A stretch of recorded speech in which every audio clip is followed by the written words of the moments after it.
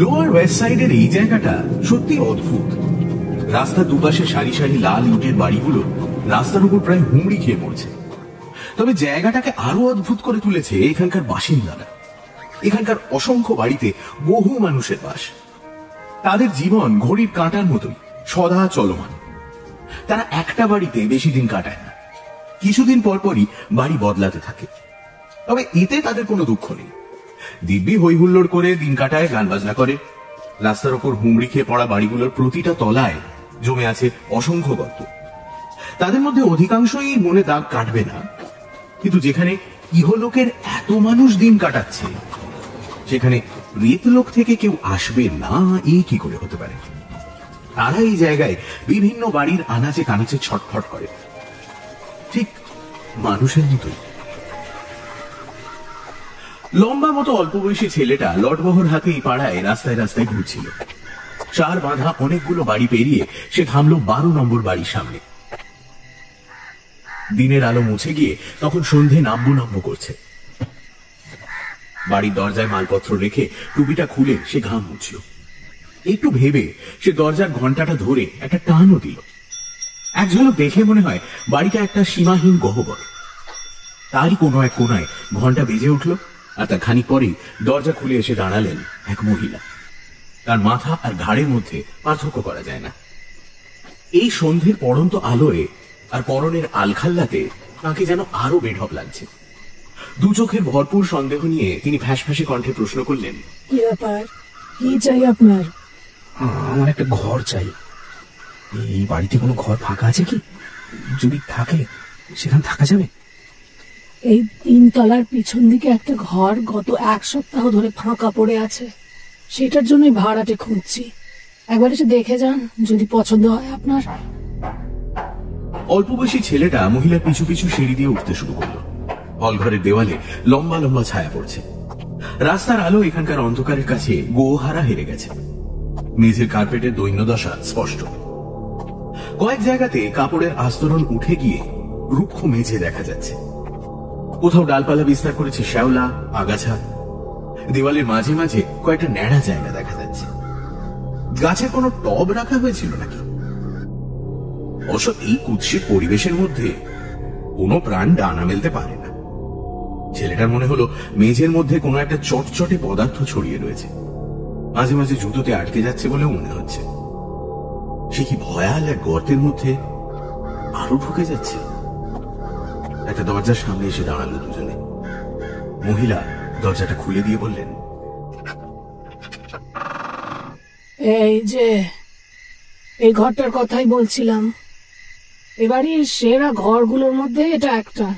এটা সবসময় ফাঁকা থাকে না। আপনি ভাগ্যবান। এই ঘরে আজ পর্যন্ত ভালো ভালো ভাড়াটেই পেয়েছি। কেউ কোনো ঝামেলা করেনি। আগাম ভাড়া দেওয়া নিয়ে কেউ কোনো গাঁয়গুই পর্যন্ত করেনি কখনো।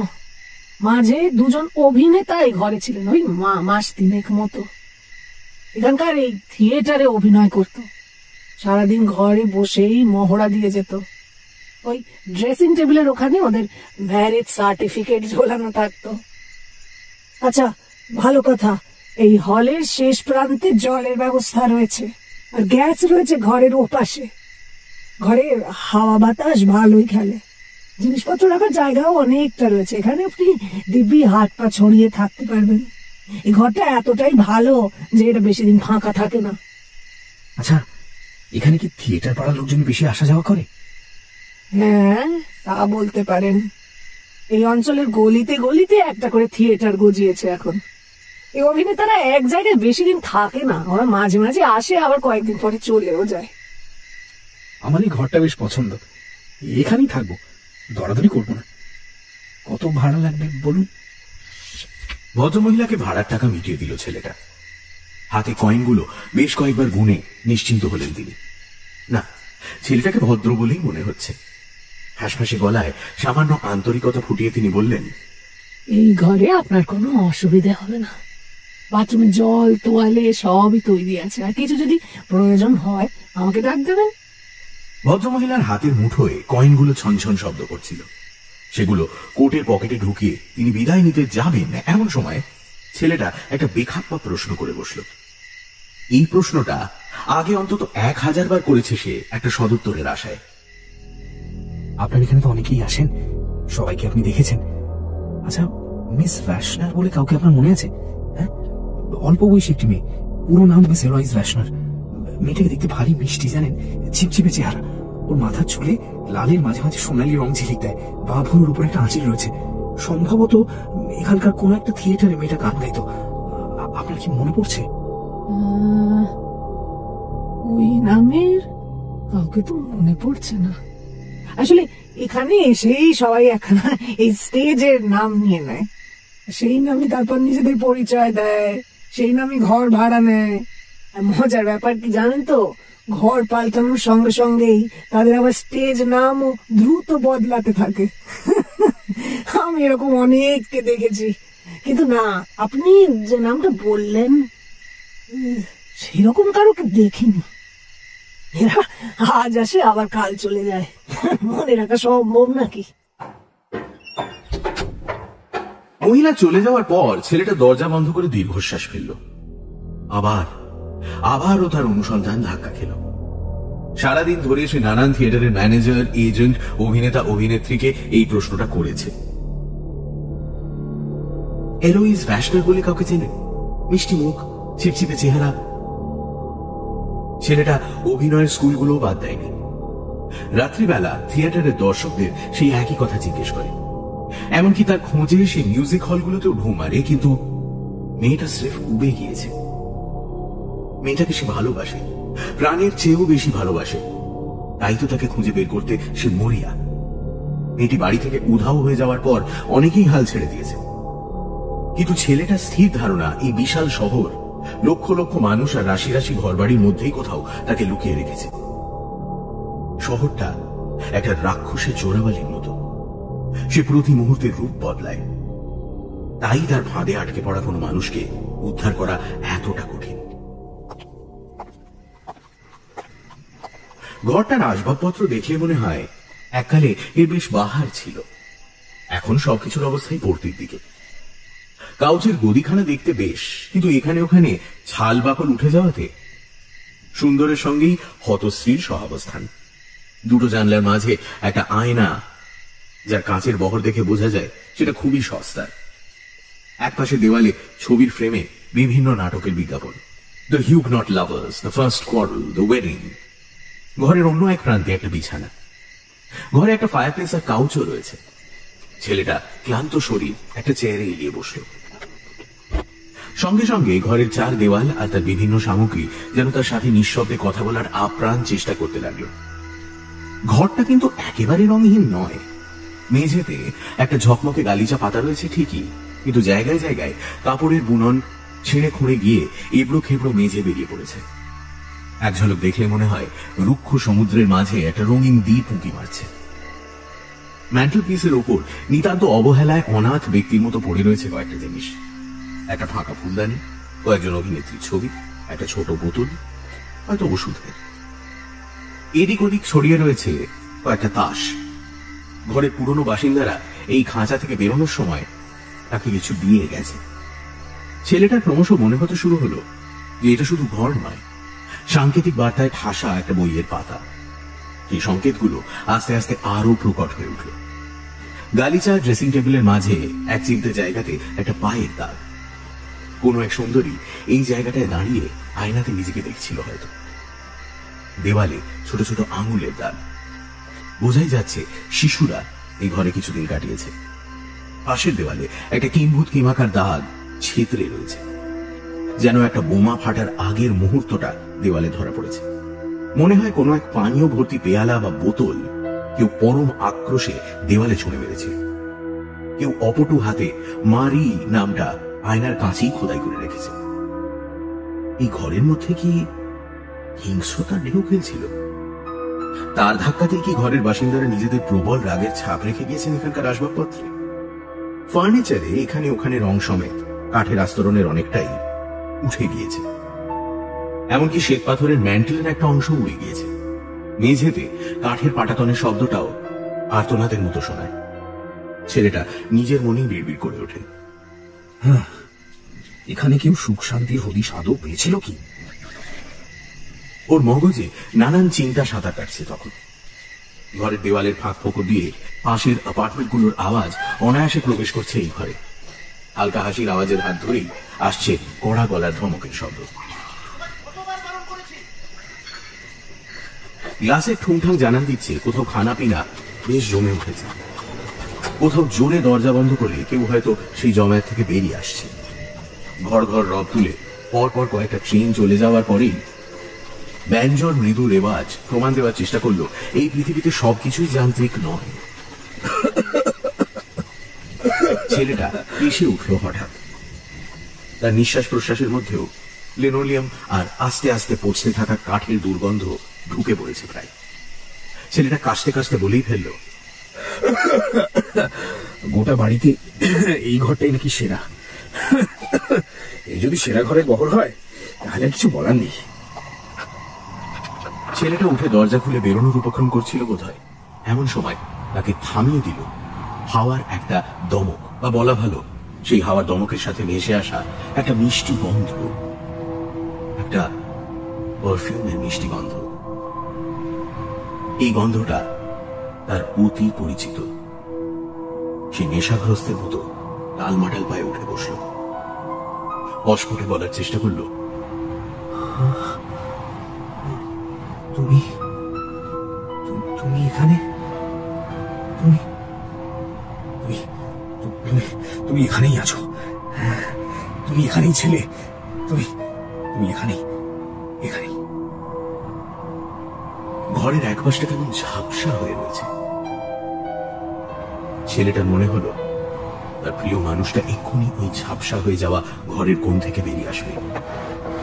ছেলেটা চেয়ার ছেড়ে লাফিয়ে উঠে হাতখানা বাড়ালো। একটা আওয়াজ হলো না, কেউ যেন তার কাছাকাছি এসে দাঁড়ালো। ছেলেটা সজোরে মাথা ঝাঁকিয়ে বলল, ও এই ঘরেই ছিল, আর কিছু বলতে হবে না। ও এখানেই ছিল, আমি ঠিক জায়গায় এসেছি। ওর ছোঁয়া কোনো জিনিস চিনতে আমার ভুল হয় না। ওর পারফিউমের গন্ধটা, ওই পারফিউমের গন্ধটা আমার খুব পছন্দ ছিল। বলতো এই গন্ধ আর আমার মধ্যে তফাৎটা বোঝা যায় না, কিন্তু কিন্তু এটা এলো কোথা থেকে, কোথেকে এলো? ছেলেটা অধৈর্য ভাবে ঘরের মধ্যে পায়চারি শুরু করলো। ঘরের ড্রেসিং টেবিলের ওপর এক গোছা হেয়ার পিন পড়েছিল, এক বা একাধিক মহিলার। ছেলেটা সেগুলো একবার হাতড়ে দেখে নিরাশ হলো। জিনিসগুলো এতটাই সাদামাটা যে তাদের থেকে তাদের প্রাক্তন অধিকারিণী সম্পর্কে কোনো ধারণাই তৈরি করা যায় না। দেরাজটা খুলে দেখলো সেখানে একটা রুমাল পড়ে রয়েছে। রুমালটা মুখের কাছে ধরে ফুসফুস ভরে নিঃশ্বাস নিল সে, কিন্তু ফের নিরাশ হতে হলো তাকে। এই গন্ধটা সে খুঁজছে না। চরম বিরক্তির সাথে সে রুমালটা মেঝেতে ছুঁড়ে ফেলে দিল। পাশের দেরাজটা খুলেও বিশেষ লাভ হলো না। সেখানে বিরাজ করছে কোটের কয়েকটা বোতাম, একটা থিয়েটারের অনুষ্ঠান সূচি, একটা বন্ধকি কারবারি কার্ড, স্বপ্নের হেরফের নিয়ে লেখা একটা বই, আর গোটা দুয়েক মার্শমেলো। শেষ দেরাজটা থেকে পাওয়া গেল কালো স্যাটিনের তৈরি একটা হেয়ার বো। ছেলেটা একটু থমকালো, হাতে নিয়ে দেখলো জিনিসটা। একবার শুঁকে দেখার চেষ্টা করলো, কিন্তু এই বস্তুটাও নিতান্ত উদাসীন। তার চুলের শোভা বাড়িয়েছিল তা নিয়ে একটা কথাও বলল না। কোথাও কোনো চিহ্নের খোঁজ না পেয়ে ছেলেটা আরো একরোখা হয়ে উঠল। শিকারী হাউন্ডের মতো সে ঘরের প্রতিটা ইঞ্চি খুঁটিয়ে পরীক্ষা করতে শুরু করলো। কখনো দেওয়ালের ফাটলে চোখ রেখে দেখার চেষ্টা করলো, কখনো বা টেবিল বা ম্যান্টেলের কোনাগুলো খুঁজতে শুরু করলো, আছে কোনো গোপন কুঠুরি জাতীয় কিছু পাওয়া যায়। দেওয়ালের পর্দা, ক্যাবিনেট, কোনো কিছুই বাদ দিল না সে। এমনকি চার পেয়ে প্রাণীর মতো ঘরের মেঝেতেও অনুসন্ধান চালালো। একটা ছিল, একটা বিশ্বাসযোগ্য চিহ্ন চাই তার, কিন্তু কোথায় কি? পারফিউমের সেই গন্ধ কোন দিক থেকে হানা দিয়েছে তা বোঝা দায়। ছেলেটা বুঝতে পারলো না যাকে সে খুঁজছে সে হয়তো তার পাশেই রয়েছে। হয়তো সেই ঘরের সিলিং থেকে তার দিকে এক দৃষ্টি তাকিয়ে অগাধ ভালোবাসা নিয়ে তাকে ডাকছে নিঃশব্দে। সেই ডাকে এতটাই আকুতি ছিল যে স্থান এবং কালের ব্যবধান পেরিয়ে তা ছেলেটার কানে খিসখিসিয়ে উঠল। ছেলেটা আবারও হকচকিয়ে গিয়ে বলল, বলো, তুমি কোথায়? বলো, তুমি কোথায়? চারপাশে খাঁ খাঁ করছে ঘরটা। সে টের পাচ্ছে না যে সেই পারফিউমের বলয়ের মধ্যে কোথাও তাকে জড়িয়ে ধরার জন্য দুই হাত প্রসারিত হয়ে রয়েছে। ছেলেটা বিড়বিড় করে বলে উঠল, গন্ধ গন্ধ যে কথা বলছে, গন্ধটা কথা বলছে। কেউ না শুনলেও আমি তো শুনতে পাচ্ছি, আমার মনটা শুনতে পাচ্ছি। তাই তো হাত রাখছি আমি।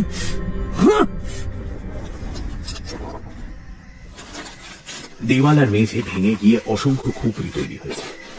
সেখানে গুঁড়ি মেরে বসে ছেলেটা কয়েকটা পট আর সিগারেটের টুকরো খুঁজে পেল। এগুলো নিয়েও কোনো কাজ হবে না। একটা আধপোড়া চুরুটো পাওয়া গেল। এতক্ষণ খুঁজে কিছু না পাওয়াতে ছেলেটার মেজাজ এমনিতেই খিচড়েছিল। ওর গোটা রাগ গিয়ে পড়লো সেই চুরুটোর উপর।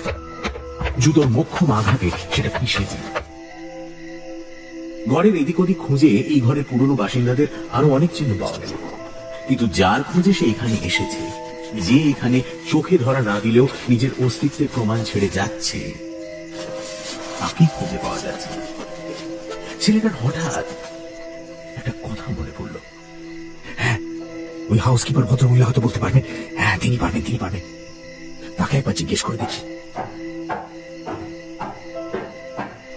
ছেলেটা এক দৌড়ে সিঁড়ি দিয়ে নেমে একটা করিডোরের সামনে এসে দাঁড়ালো। সেখানেও আলো আঁধারি খেলা করছে। একটা দরজার ফাঁক দিয়ে এক খালি আলো এসে পড়েছে করিডোরে। ছেলেটা ঘরের দরজায় টোকা দিল। প্রতিটা টোকা থেকে চুইয়ে পড়ছে উত্তেজনা। দরজা খুলে তাকে দেখে হাউসকিপার মিসেস পার্ডি একটু অবাক হলেন। প্রশ্ন করলেন, কি ব্যাপার, কোনো অসুবিধা হয়েছে নাকি? ছেলেটা বহু কষ্টে নিজের উত্তেজনাকে দমন করে মুখ খুলল। চরম উত্তেজনায় তার গলায় হাঁপ ধরে গিয়েছে। সে বলল, আচ্ছা শুনুন, আমার আগে এই ঘরে গিয়েছিলেন বলুন তো? আপনার আগে ওই ঘরে ছিলেন স্প্রাউলস আর মুনি। আসলে তারা স্বামী স্ত্রী, মিস্টার আর মিসেস মুনি। কিন্তু মহিলা অন্য একটা নাম ব্যবহার করতেন। থিয়েটারের লোকজন ওরকম নাম ব্যবহার করেই থাকে, ওতে অবাক হওয়ার কিছুই নেই। তবে আমি নিশ্চিত যে ওরা স্বামী স্ত্রী ছিলেন। বললাম না, ওদের বিয়ের সার্টিফিকেট দেওয়াল থেকে ঝুলতো। আমার বাড়িতে আপনি আজে বাজে কিছুই পাবেন না। এখানে ভদ্র পরিবারের লোকজনই বাস করে। আচ্ছা, আমার একটা কথা বলুন তো, এই মহিলাকে কেমন দেখতে ছিল? মানে এই মিসেস মুনি ওরফে স্প্রাউলস কে কেমন দেখতে ছিল? এই ছোটখাটো শক্ত সমর্থ চেহারা, দেখতে শুনতে মোটামুটি ভালোই। এই তো গত মঙ্গলবার ওরা চলে গেলেন। আর তার আগে এসেছিলেন এক ব্যবসাদার ভদ্রলোক। কিন্তু এই লোকটা মহা ধরিবাজ, এক সপ্তাহের টাকা না দিয়েই কেটে পড়লো। তার আগে মিসেস ক্রাউডার আমার দুই সন্তানকে নিয়ে এই ঘরে মাস চারেক ছিলেন। তারও আগে ছিলেন মিস্টার ডয়েল। উনি প্রায় এই ধরুন 6 মাস মতন এখানে ছিলেন। উনি বয়স্ক মানুষ, কাজকর্ম কি করতেন জানি না। ঘরের ভাড়া চোখা তো ওর ছেলেরা। দেখেছেন তো, এদের নিয়েই বছর গড়িয়ে গেল প্রায়। তার বাইরে কে যে ছিল মনে নেই। কি ছিল মনে নেই? আচ্ছা, ধন্যবাদ। ছেলেটার মনে হলো তার শরীরটা হঠাৎ ভারী হয়ে গিয়েছে। কোন ক্রমে সিঁড়ি দিয়ে নিজেকে টানতে টানতে ঘরে এসে পৌঁছল সে। দরজা খুলে ঘরে ঢুকতেই সে বুঝল সেই পারফিউমের গন্ধ উধাও হয়ে তাকে গ্রাস করছে একটা বাসি পচা গন্ধ। সেই আষ্টে গন্ধটাই তাকে আষ্টে পৃষ্ঠে আলিঙ্গন করল। এখন সেটাই তার মুড আর এই ঘরটার প্রতীক। ছেলেটার হঠাৎ মনে হলো তার আর কোনো অবলম্বন নেই, সামনের দিকে তাকানোর মতো আর কিছুই নেই। এবার চেয়ার নয়, সে বিছানায় এলিয়ে পড়ল। ঘরের হলদেটে গ্যাস লাইটটা মিটমিট করে জ্বলছে। ছেলেটা হঠাৎ বিছানায় প্রবল আক্রোশে বেডশিটটা ফালা ফালা করে ছিঁড়তে শুরু করল। টেবিলের ওপর রাখা ব্যাগ থেকে একটা ছুরি বের করে সেগুলোকে লম্বা ফালি হিসেবে একটু দম নিয়ে সে পরম যত্নে ভাঙা জানলা আর দরজার সমস্ত ফাঁক ফোকর গুলো বন্ধ করলো। খুব হিসেব করেই সে কাজটা করলো যাতে হাওয়া বাতাস চলাচল করার রাস্তাটুকু খুঁজে না পায়। তারপর গ্যাসের নটটা শেষ সীমা অবধি বাড়িয়ে দিয়ে সে হাসল প্রাণ খুলে। জানলা দরজা গ্যাসের দিকে তাকিয়ে সে আবার বিছানায় গা ঝাড়ল।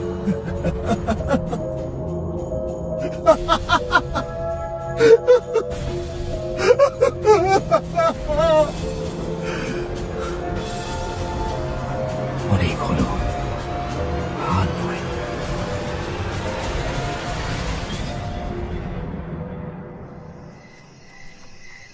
মিসেস মকুল তার বান্ধবী এবং বাড়ির হাউসকিপার মিসেস বার্ডিকে আগেই বলে রেখেছিলেন যে আজ সন্ধ্যের পর তারা পানীয় সহযোগে একটু গল্পগুজব করবেন।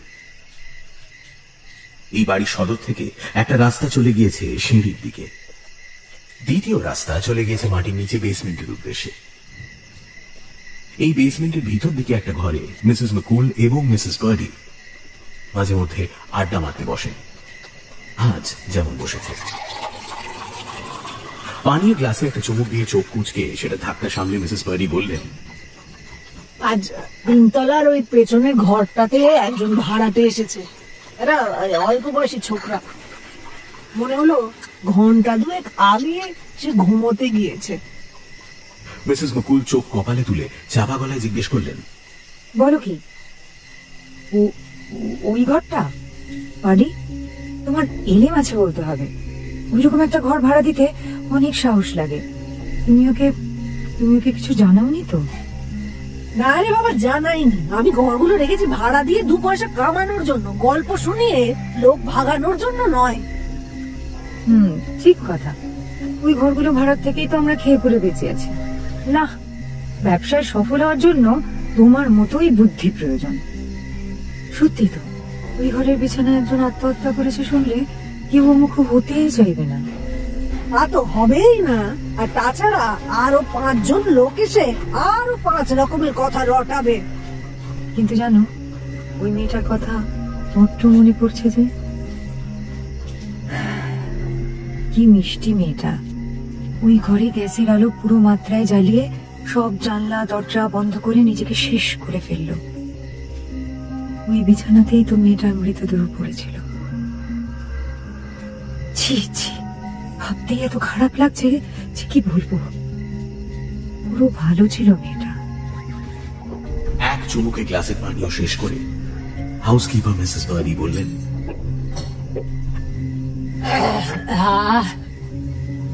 এই মেয়েটিকে সুন্দরী বলা চলে, কিন্তু আমার মনে হয় ওর চেহারাতে একটাই খুঁত ছিল, ওর ওই বাঁ ভুরুর ওপর বড় সড়ো আঁচিলটা। ওইটাই ওর একটা মুখশ্রীর উপরে না কিরকম একটা যেন ছায়া ফেলে দিত। যাকে যে চলে গিয়েছে তাকে নিয়ে আর কথাবার্তা বলে কি লাভ। গ্লাসটা ভরে দাও।